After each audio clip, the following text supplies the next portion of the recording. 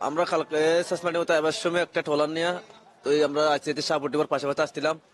সাবুদের পাশাপাশি আসবার সময় মেরমাতে দুটা ট্রলার বাইরে হয়ে আমরা গুড়ি অস্ত্র চালাইছি।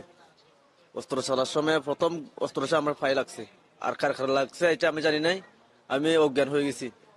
তাই আমি ঠান্ডা হাসপাতালে ভর্তি হয়েছিলাম। ঠান্ডা হাসপাতাল থেকে আমরা এখান থেকে ওদের এখানে পারবো না, ওদের আপনি কক্সবাজার যান, আপনার রক্তটা সেরে গেছে।